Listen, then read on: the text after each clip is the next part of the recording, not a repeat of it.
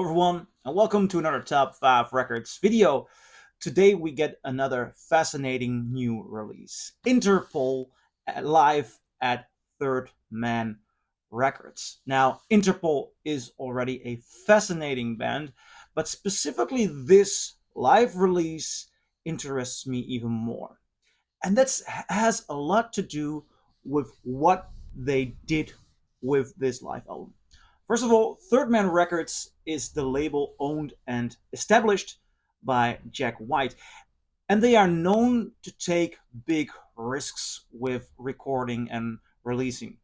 For example, a couple of years ago, there was this album produced by Jack White, released by Third Man Records, of a Neil Young album in which he placed Neil Young into an old fashioned booth which was used for recording audio messages, but it's, I believe, 100 years old. So the sound is very cracky, but it's not just that the sound gives it a unique identity. The sound also changes the way you perform and you deliver. And the same is the case with this Third Man Live release, because Third Man Live is a specific series by Third Man Records. I'm going to quote from the website, so we all know what we're talking about, and I'm going to talk about what it does to this live recording and to this record. Third Man Live is an ongoing series of full-length albums recorded from our Nashville and/or Detroit stages. The former of which is, as much as we can tell, the only current venue in the world where a band can record a live set direct to acetate or 1-inch 8-track tape in front of a live audience.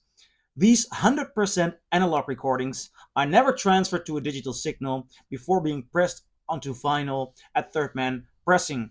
And then some stuff about limited edition, split colors. But that's not the thing which makes it interesting, the split colors.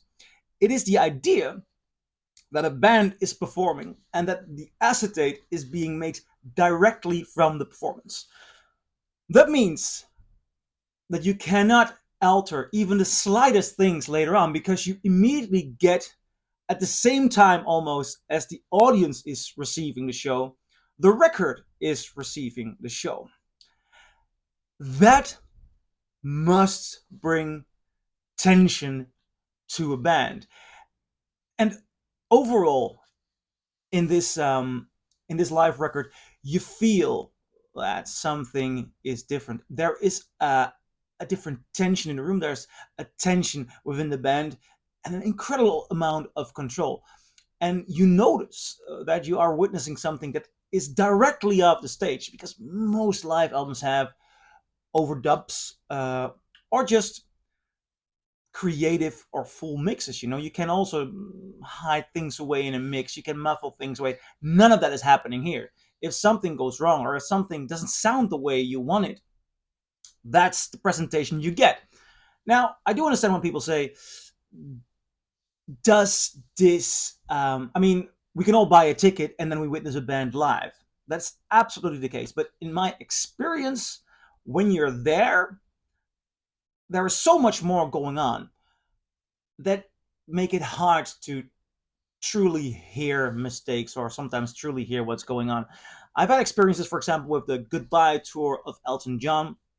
When I was in the audience, I heard him sing and perform perfectly, gorgeously. I cried.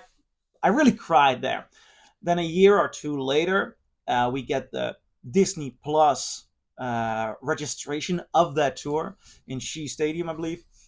And none of the magic that I had that night in the Ziggo Dome when I saw him live survived onto that film. Now, you could argue that the Ziggo Dome was a perfect, brilliant performance and that the Shea Stadium show was not that brilliant.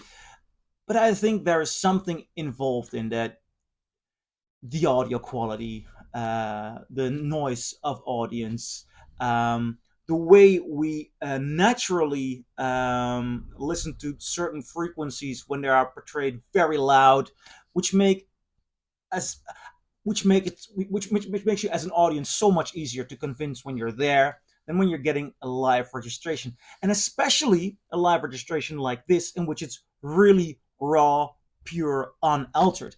I wouldn't dare to do something like that, but Interpol did. And honestly, they are nailing this show. It is just stunning. The moment you start listening to the show, there is such a high concentration. They are interacting with the audience but never forcing themselves. They are so truly focused on giving a good performance. Their melodies, they are stunning. The emotional delivery is just gorgeous. It opens with Pioneer to the Falls, and within the first minute, I got convinced this is good. The track list is not that big. It opens with Pioneer to the Falls, then we get Say Hello to the Angels. The third song is Narc, My Desire, All the Rage Back Home, Lights, New York City, and Not Even Jail is the last song. 8 songs, a total of 40 minutes. And, well, I couldn't hear mistakes.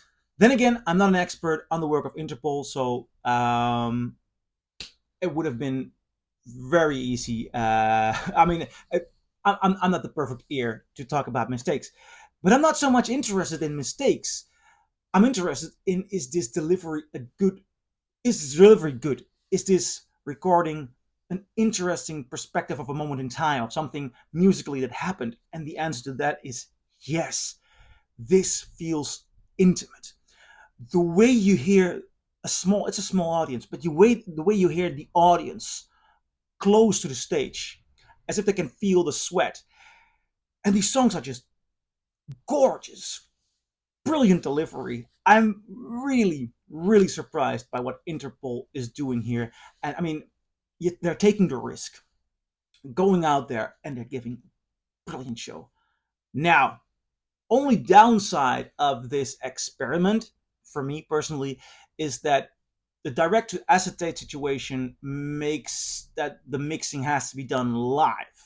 So also mix wise, not only can you correct for mistakes, you, it's so much tougher to get a beautiful, warm, full sound. And though the recording quality is good, you do hear that this didn't get an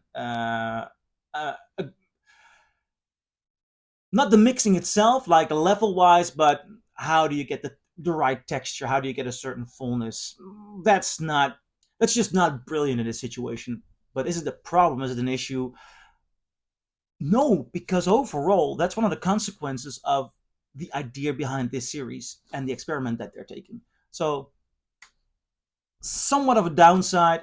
Overall, I'm really impressed by Interpol and really impressed by this Third Man Live series concept.